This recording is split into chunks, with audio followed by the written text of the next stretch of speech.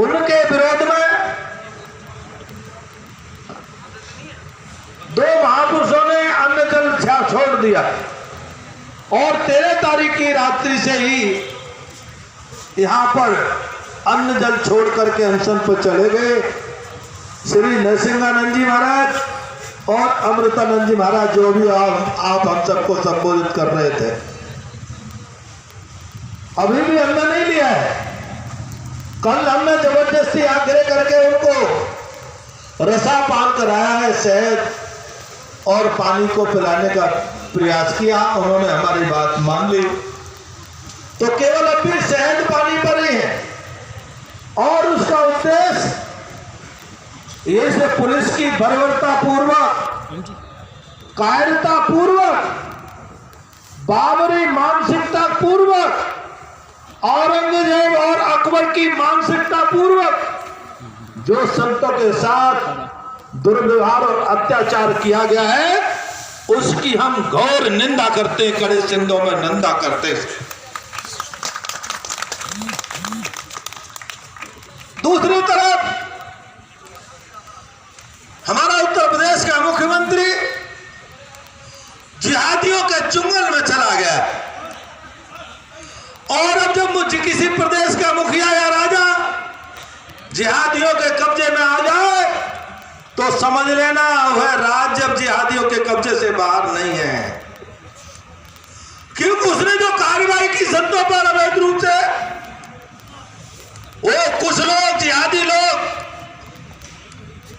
जाकर के पुलिस का हेडक्वार्टर घेर लेते हैं और उनको खुश करने के लिए आनन फानन में एफआईआर लिखा दी जाती है। हमारे संतों की हत्या काटने का, गर्दन काटने का अभियान चलाया जाता है। एक एक मस्जिद से आवाज आती है, समाचार पत्रों से आवाज आती है कि धर्म संसद के संतों को हत्या कर दी जाएगी, लेकिन इस बहरी सरकार को सुनाई नहीं देता, इस मुख्यमंत्री को सुनाई नहीं देता। और जितेंद्र त्यागी ने 2 एफआईआर दी, उनमें से एक भी एफआईआर आज तक लिखी नहीं गई और उनके खिलाफ एक केस में 3-3 एफआईआर रखी गई और उससे भी ज्यादा दुर्भाग्य कि एसआईटी गठित कर दी गई। यह बताया गया है कि जिहादियों आप उत्तराखंड में कुछ भी करो, आपको छूट है, आपके आदेश से उत्तराखंड का शासन और प्रशासन चलेगा। केवल यह संकेत है और हिंदुओं को यह संकेत है कि आपको केवल मरने के अलावा और कोई दूसरा काम नहीं करना है। राजी से मरने को तैयार हो जाओ और या जबरदस्ती मरने को तैयार हो जाओ तो हम आपको गर्दन काटेंगे, मारेंगे। आप ये देखो कैसी अजीब बात है। आज तो ऐसा लग रहा है जैसे इस देश में औरंगजेब हिंदुओं के साथ अत्याचार करता था। हरिद्वार की पुलिस ने संतों पर अत्याचार करने के लिए यहाँ के स्नान बंद करा दिया। मकर संक्रांति का स्नान जो हिंदू के लिए, पूरे विश्व के हिंदू को चुनौती है, मकर संक्रांति का स्नान बंद करा दिया केवल इसलिए कि ये प्रतिकार सभा ना हो, प्रतिकार सभा को उजाड़ दिया जाए। लेकिन मैं धर्म संसद के सभी महापुरुषों को बहुत बहुत धन्यवाद देता हूं। एक भी महापुरुष टस से मस नहीं हुआ और सब महापुरुषों ने कहा तुम्हें जेल भेजना है ना, और हम अब भी कह रहे हैं प्रशासन सुनना है। जेल की अगर तुम्हें हवस पूरी करनी है, तुम्हें अगर जेल में स्टार बनाने, जेल में भेजने से, तो देखो सारे बैठे, आ जाओ, सबको जेल में लेकर चलो, सारे जेल जाने को तैयार हैं। लेकिन ये बदतमीजी करना छोड़ दो। और अगर ये बदतमीजी आपकी ज्यादा बढ़ी तो कहीं ऐसा ना हो कि आज लोग बदतमीजी तुम्हारी सहन कर रहे हैं, आज तुम्हारे अत्याचार सहन कर रहे हैं।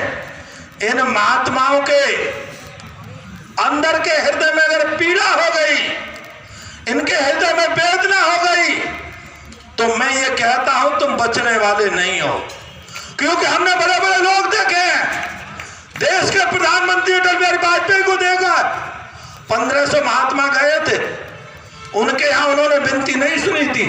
अभी हम विनती कर रहे हैं, अभी हम आपको आगाह कर रहे हैं, और उन्होंने सुनी नहीं। 2 घंटे 3 घंटे बैठ के चले आए। संतों ने वहीं पर श्राप दिया, आपकी आप तुम कभी देश के प्रधानमंत्री नहीं बनोगे। पत्रकारों ने उनसे पूछा, आपको भारत के संत श्राप दे गए हैं, आपको क्या कहना है? उन्होंने मजाक बनाया।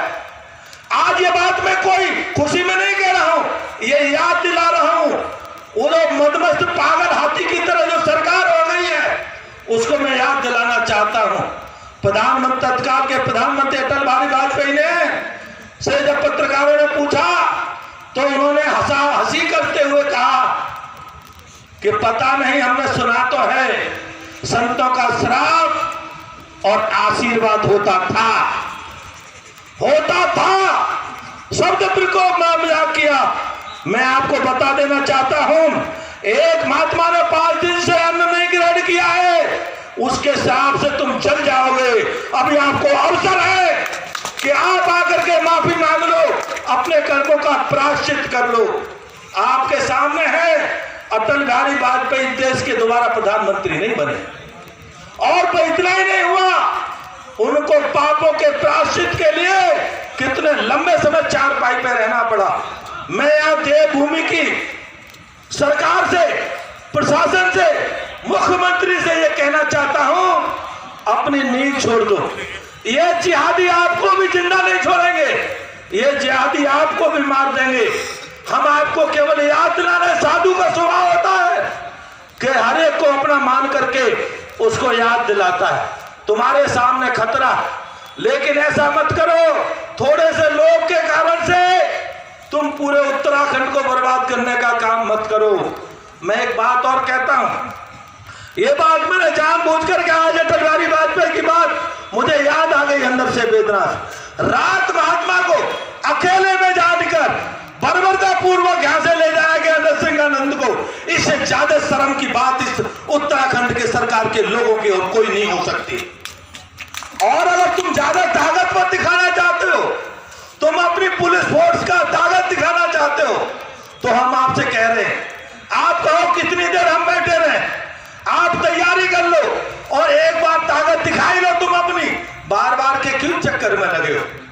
मैं आपको अब भी समझा रहा हूं, कहीं ऐसा न हो कि आपको पुलिस की व्यवस्था संभालना मुश्किल हो जाए। साधु संत कभी पुलिस व्यवस्था को बिगाड़ते नहीं, सहयोग करते हैं। आपने देखा होगा, कोई महात्मा जा रहा हो, पुलिस वाला कहता है इधर से चले जाओ, तो चला जाता है आसानी से। इसका अर्थ ये नहीं है कि आप मन मर्जी करो, ये मन मर्जी बंद कर दो। मैं पूरे देशवासियों से मैं आपसे निवेदन करता हूं, अब कोई समय विचार करने का नहीं है, अब इस आतताई सरकार का प्रतिकार करने का है।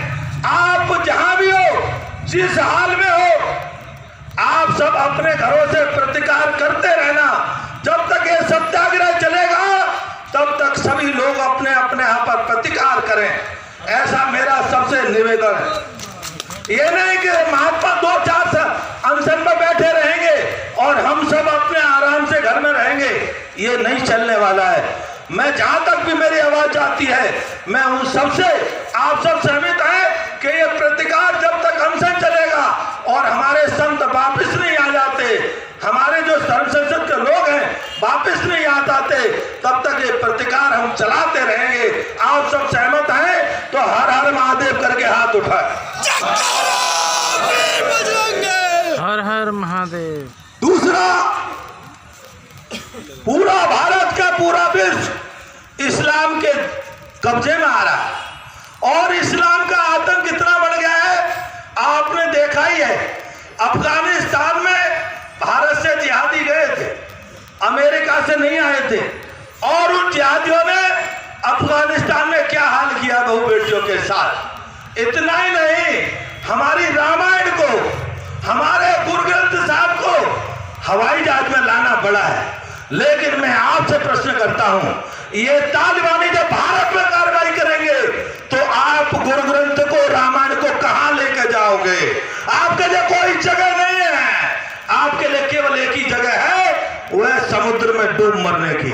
अगर समुद्र में डूब मरने से बचना हो तो हर एक को बताओ कि इस्लाम के जिहाद से मानवता को खतरा है और इस मानवता के खतरे को लड़ना पड़ेगा, उसके साथ संघर्ष करना पड़ेगा।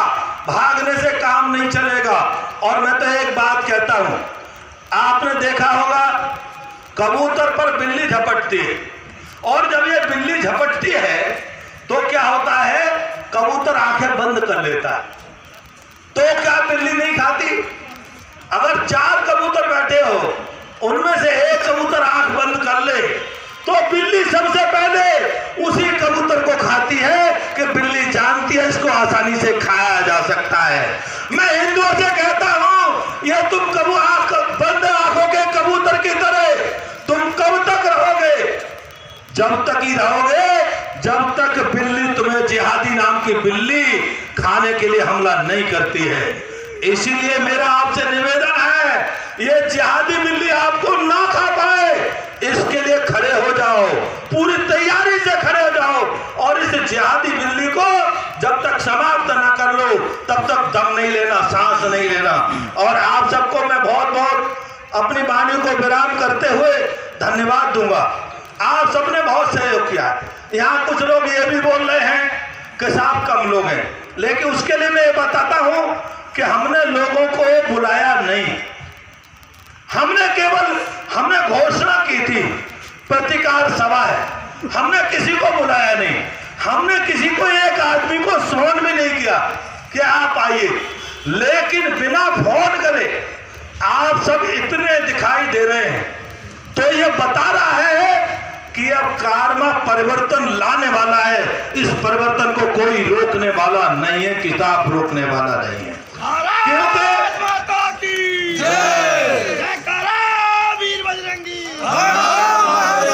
नरसिंहानंद को कल उठाया है तो केवल इसलिए उठाया था कि साधु संत हरिद्वार के लोग डर जाएं और ये प्रतिकार यज्ञ बंद कर दें और प्रतिकार सभा ना हो।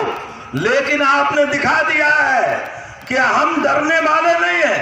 हम तो देख रहे हैं कल से ज्यादा लोग दिखाई दे रहे हैं, परसों से भी ज्यादा लोग दिखाई दे रहे हैं और आप स्वयं स्फूर्ति से आए हैं, तो मैं आपको सबको धन्यवाद देता हूं। मैं शाम के घटना में उन बालकों का भी धन्यवाद देता हूं जिन्होंने नरसिंहानंद जी को बचाने के लिए, आप देखिए मीडिया वाले बैठे हो, जरा पूछो, 4 सितंबर है ना, आप मीडिया वाले ये पूछो, पुलिस बिना नंबर के गाड़ी में नरसिंहानंद को क्यों ले जा रही, कहां ले जा रही और कहां ले जा रही थी, क्या करना चाहती थी?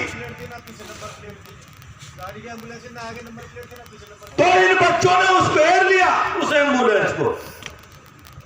इन्होंने उत्तम काम किया, एक हमारे शेर को इन्होंने बचाया है, क्योंकि अब हमें उत्तराखंड की पुलिस पर भरोसा नहीं रहा है, क्योंकि एक तरफा कार्रवाई कर रही है, इनकी अत्याचार की पराकाष्ठा हो गई है।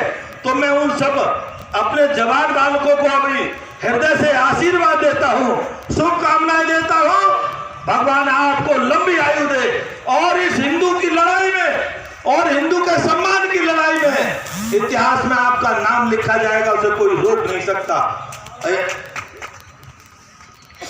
मैं पुनः बहुत ज्यादा न बोलते हुए आप सबको धन्यवाद करते हुए, आप सब यहां पधारे और आप अपने सनातन संस्कृति की रक्षा के लिए पधारे हैं, तो आप सबको मेरा बहुत बहुत साधुवाद, धन्यवाद। आपसे निवेदन करूंगा कि अभी यज्ञ की पूर्ण आहुति शेष है, सभी से निवेदन होगा पूर्ण आहुति करें, उसके बाद भंडारा खाएं, बिना भंडारे के न जाए। इतना आपसे सभी से नम्र निवेदन है, ये प्रसाद ग्रहण करें और उसके बाद ही जाएं। मैं ज्यादा आगे न बोलते हुए अपनी वाणी को यहीं पर विराम देता हूं। नमः पार्वती पतये हर हर महादेव। आप सभी लोग